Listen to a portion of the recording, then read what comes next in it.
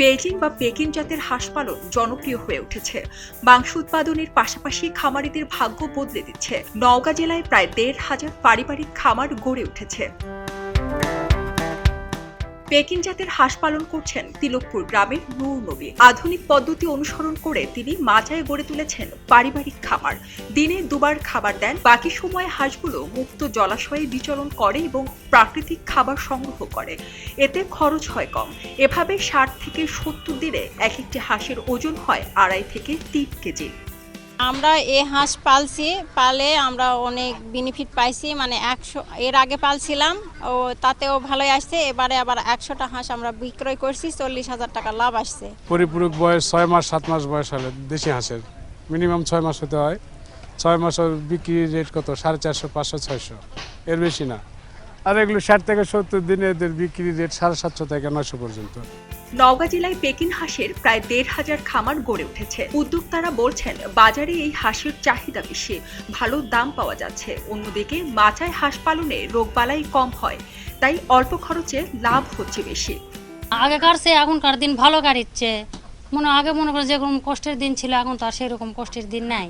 এখন আমরা হাঁস পালে বেশি রোজগারও হচ্ছে, আমাদের আয়ও আসছে। মাছা করার থেকে বাচ্চা দিয়েছে, ওষুধ বড়ি ভ্যাকসিন যা লাগে সম্পূর্ণ দাবি অফিস তাকে আমাকে সহযোগিতা করেছে। আমি এই জন্যই আমি এই ফার্মটা করতে পারছি। খাবার কম দিতে হয়, আমাকে মাঠে চলে যায় সকালেই, তাই মাঠে কিছু বাড়তি খাবার পাই। খাওয়ার পর আবার সন্ধ্যার সময় উঠায় নিয়ে আসে আবার একটু ফিট খাবার দিই। এইভাবে আমি দেখতেছি ২.৫ মাসে ২.৫ কেজি ওজন হয়ে গেছে আমার। খামারিদের মাঝে বাচ্চা সরবরাহ, আধুনিক প্রযুক্তি ও কারিগরি সহায়তা দিচ্ছে PKSF। দেশ জুড়ে পেকিং হাঁসের খামার ছড়িয়ে দিতে কাজ চলছে, জানান এই কর্মকর্তারা। পল্লী কর্মসহায়ক ফাউন্ডেশন এবং দাবি মৌলিক উন্নয়ন সংস্থার আর্থিক ও কারিগরি সহযোগিতার মাধ্যমে কিভাবে লালন পালন করবে, বাচ্চার যে ব্যবস্থাপনা, ভ্যাকসিনেশন, রোগ প্রতিরোধ ক্ষমতা বৃদ্ধির জন্য যে জীব নিরাপত্তা, এই বিষয়গুলো তাদেরকে আমরা বোঝানোর চেষ্টা করছি এবং মাঠ পর্যায়ে বাস্তবায়ন করছি। হাঁসি প্রায় ৩ কেজি ওজন হয়, মানে ৯০ থেকে ৯৫ দিনে ৩ কেজি ওজন হবে, এবং হাঁসা ৪ কেজি ওজন হবে। এটা মানুষের মধ্যে একটা সাড়া পড়ে গেছে এবং তারা প্রতিনিয়ত আমাদের এখান থেকে যোগাযোগ করছে যে বাচ্চা কেমনভাবে পাওয়া যাবে, কিভাবে। এবং আমরা আমাদের ৫ দিন পর পর এখানে বাচ্চা আমাদের হ্যাচিং হয়। দেশি হাঁসের চাহিদা বেশি থাকায় এর দামটাও বেশ চড়া।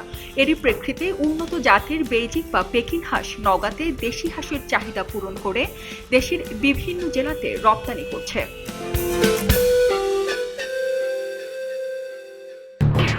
এলো খবরের কাগজ, নিখাত, নির্ভীক, নিরপেক্ষ।